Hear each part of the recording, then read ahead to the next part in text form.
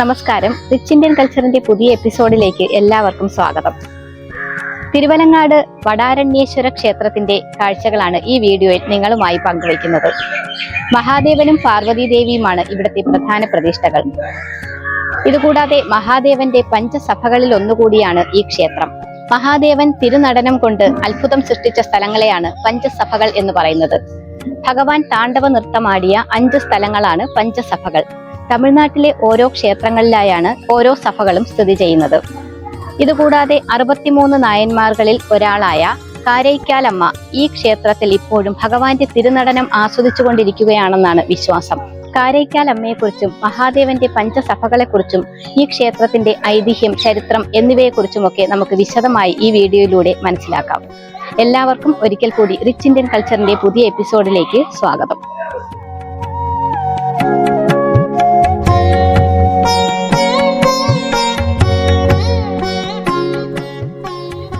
തമിഴ്നാട്ടിലെ തിരുവള്ളൂർ ജില്ലയിൽ നിന്നും ഏകദേശം 17 കിലോമീറ്റർ അകലെയായി അരക്കോണം എന്ന സ്ഥലത്തേക്ക് പോകുന്ന വഴിയാണ് തിരുവലങ്ങാട് വടാരണ്യേശ്വര ക്ഷേത്രം സ്ഥിതി ചെയ്യുന്നത്.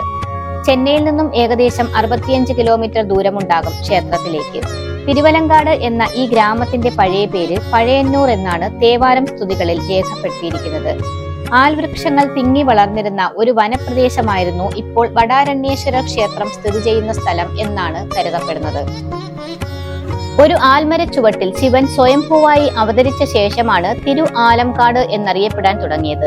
തേവാരസ്തുതികളിൽ ഈ സ്ഥലം പഴയന്നൂർ ആലങ്കാട് എന്നും പരാമർശിക്കുന്നുണ്ട്. വട എന്ന വാക്ക് വടക്ക് ദിശയെയും ആൽവൃക്ഷത്തെയും സൂചിപ്പിക്കുന്നതായാണ് പറയുന്നത്. ആരണ്യം എന്നത് കാടിനെയും സൂചിപ്പിക്കുന്നു. അതിനാൽ മഹാദേവൻ ഇവിടെ വട ആരണ്യേശ്വരർ എന്നറിയപ്പെടുന്നു.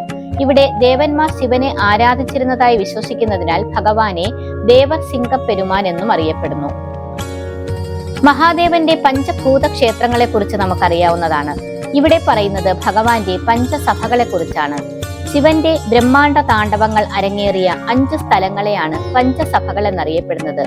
ഓരോ സ്ഥലങ്ങളിലും ഓരോ തരത്തിലുള്ള താണ്ഡവങ്ങളാണ് ഭഗവാൻ കാഴ്ചവെച്ചത്. ഏതൊക്കെ ക്ഷേത്രങ്ങളിലാണ് ഭഗവാന്റെ തിരുനടനം അരങ്ങേറിയ സഭകൾ ഉള്ളതെന്ന് ചുരുക്കത്തിലൊന്ന് മനസ്സിലാക്കാം. രത്നസഭ, കനകസഭ, രജതസഭ അഥവാ വെള്ളിസഭ, താമരസഭ, ചിത്രസഭ എന്നിവയാണ് 5 സഭകൾ. രത്നസഭയാണ് ആദ്യത്തെ സഭയായി കരുതുന്നത്. വടാരണ്യേശ്വര ക്ഷേത്രത്തിലാണ് രത്നസഭ സ്ഥിതി ചെയ്യുന്നത്. ഇവിടെ ഭഗവാൻ കാളി നടനമാണ് കാഴ്ചവെച്ചത്. രണ്ടാമത്തേത് ചിദംബരം നടരാജ ക്ഷേത്രത്തിലെ കനകസഭയിൽ ആനന്ദ താണ്ഡവം. മൂന്നാമത്തേത് മധുരൈ മീനാക്ഷിയമ്മൻ ക്ഷേത്രത്തിലെ രജതസഭ അഥവാ വെള്ളിസഭയിലെ സന്ധ്യാതാണ്ഡവം.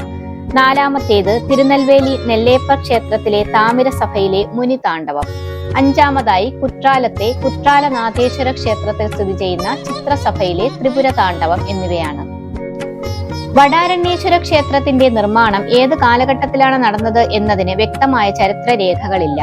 12ാം നൂറ്റാണ്ടിൽ ചോള രാജാക്കന്മാർ നിർമ്മിച്ചതാണെന്നും അതല്ല പല്ലവ കാലഘട്ടം മുതൽക്കേ ഈ ക്ഷേത്രം നിലനിന്നിരുന്നതായും ചില രേഖകൾ സൂചിപ്പിക്കുന്നു.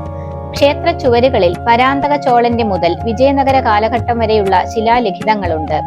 ചോള ഭരണകാലത്ത് ക്ഷേത്രത്തിൽ പുനരുദ്ധാരണ പ്രവർത്തനങ്ങൾ നിരവധി നടന്നിട്ടുള്ളതായും ചോള രാജാക്കന്മാർ ക്ഷേത്രത്തിലേക്ക് നിരവധി സംഭാവനകൾ നൽകിയിരുന്നതായും രേഖകൾ സൂചിപ്പിക്കുന്നു.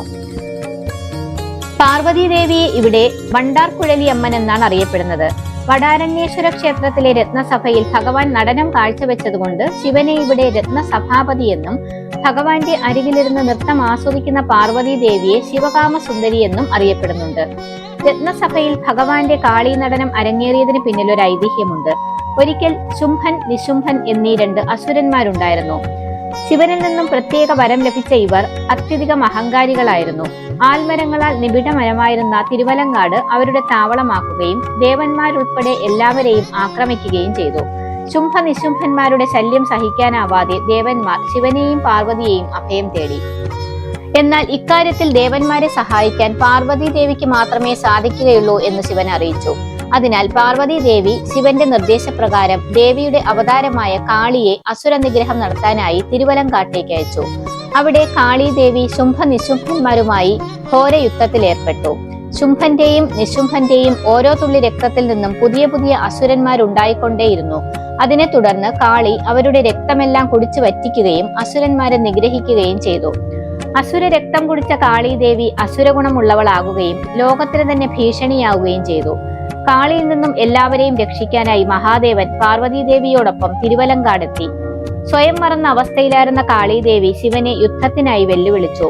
ഒടുവിൽ തന്നോട് നൃത്തം ചെയ്ത് ജയിച്ചാൽ ഇവിടം വിട്ടു പോകാമെന്ന് കാളി മഹാദേവന് വാക്ക് നൽകി. അങ്ങനെയാണ് ഭഗവാനും കാളിയും ഇവിടെ നൃത്ത മത്സരം നടത്തിയത്. ഭഗവാന്റെ നടനമുദ്രകളെല്ലാം തന്നെ കാളിയും പിന്തുടർന്നു. രണ്ടുപേരും മത്സരിച്ച് നൃത്തം ചെയ്തു. ഒടുവിൽ ഭഗവാൻ ഊർധ്വ താണ്ഡവ നടനം കാഴ്ചവെച്ചുകൊണ്ട് കാളിയെ പരാജയപ്പെടുത്തി എന്നാണ് ഐതിഹ്യം. ഭഗവാൻ ഒരു കാൽ മേൽപോട്ട് ഉയർത്തി നിൽക്കുന്ന ഈ പ്രത്യേക നടന ഭാവത്തെയാണ് ഊർധ്വ താണ്ഡവമൂർത്തി എന്നറിയപ്പെടുന്നത്. ഇവിടെ ഇടത് കാൽ ഉയർത്തി നിൽക്കുന്ന രീതിയിലാണ് ഭഗവാന്റെ ഊർധ്വ താണ്ഡവം ദർശിക്കാനാവുന്നത്. ചിദംബരം നടരാജ ക്ഷേത്രത്തിലും ഇതിന് സമാനമായ ഊർധ്വ താണ്ഡവമൂർത്തിയെ നമുക്ക് കാണാം. അവിടെ വലത് കാൽ ഉയർത്തി നിൽക്കുന്ന രീതിയിലാണ് ഭഗവാന്റെ ദർശനം. ഒടുവിൽ പരാജയം സമ്മതിച്ച കാളിയെ ശിവൻ സമാധാനപ്പെടുത്തുകയും ശിവനും കാളിക്കുമുള്ള തുല്യത മനസ്സിലാക്കി കൊടുക്കുകയും ചെയ്തു. അതോടൊപ്പം ഈ സ്ഥലത്തെത്തി ശിവനെ ദർശിക്കാൻ എത്തുന്നവർ കാളിയെ ദർശിച്ച ശേഷം മാത്രമേ ശിവനെ ദർശിക്കുകയുള്ളൂ എന്നറിയിക്കുകയും ചെയ്തു. അതിൻ പ്രകാരം വടാരണ്യേശ്വര ക്ഷേത്രത്തിന് സമീപമുള്ള കാളി ക്ഷേത്രം സന്ദർശിച്ച ശേഷമാണ് ഭക്തർ വടാരണ്യേശ്വരനെ ദർശിക്കുന്നത്. ചിദംബരം നടരാജ ക്ഷേത്രത്തിന് സമീപവും ഇതുപോലൊരു കാളി ക്ഷേത്രമുണ്ട്.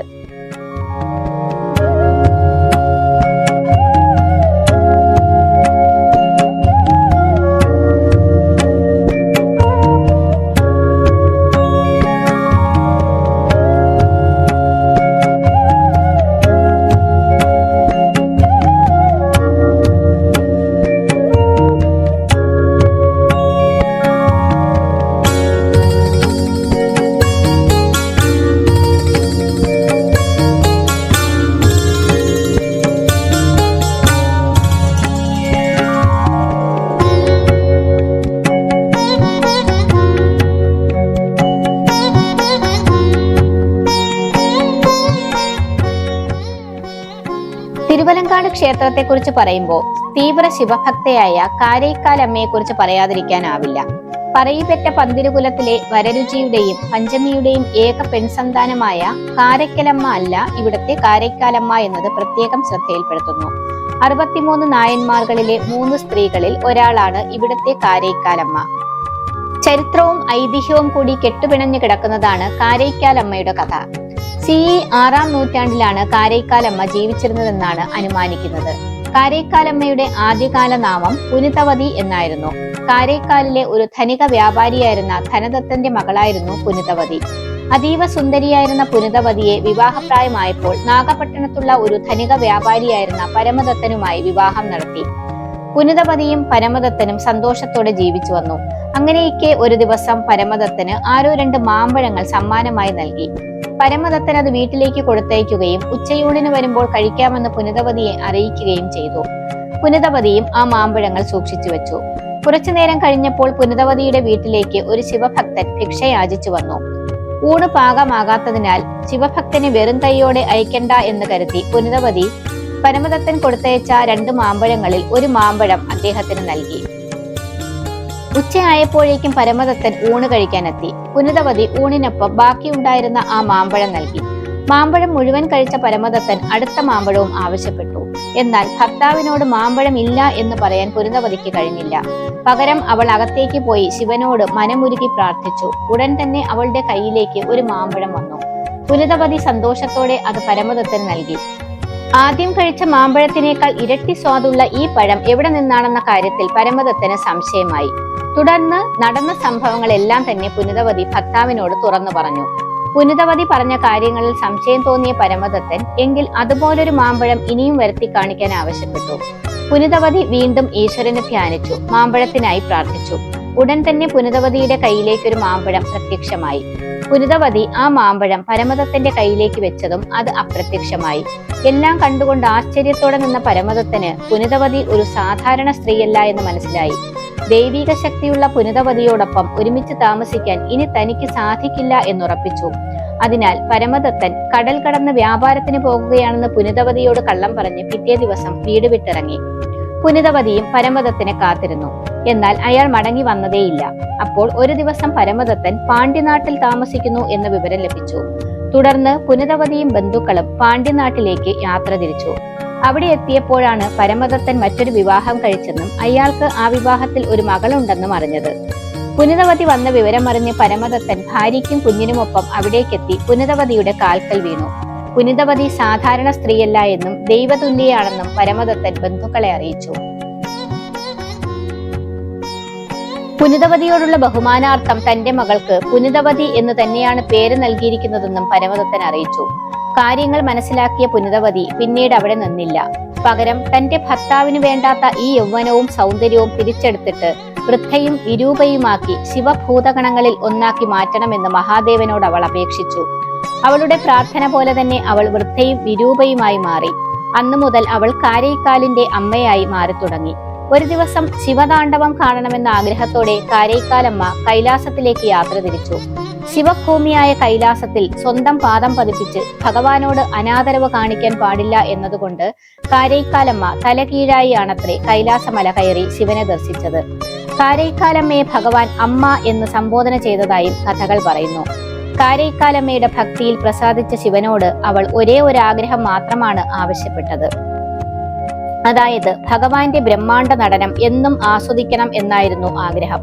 ഭഗവാൻ അമ്മയോട് തിരുവലങ്കാട്ടേക്ക് പോകാൻ നിർദ്ദേശിക്കുകയും അവിടെ ഭഗവാന്റെ നടനം ആസ്വദിക്കാമെന്നും അറിയിച്ചു.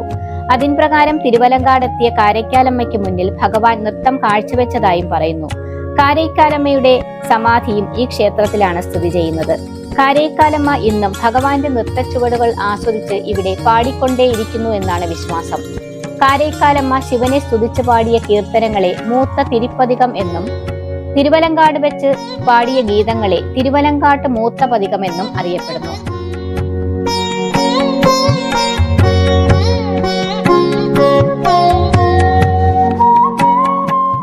ക്ഷേത്രത്തിലേക്ക് പ്രവേശിക്കുമ്പോൾ ഇടതുവശത്ത് വല്ലഭ ഗണപതിയും വലതുവശത്ത് വള്ളി ദേവസേന സമേത സുബ്രഹ്മണ്യനെയും ദർശിക്കാം. ക്ഷേത്രത്തിൽ ധാരാളം ഉപപ്രതിഷ്ഠകളുമുണ്ട്.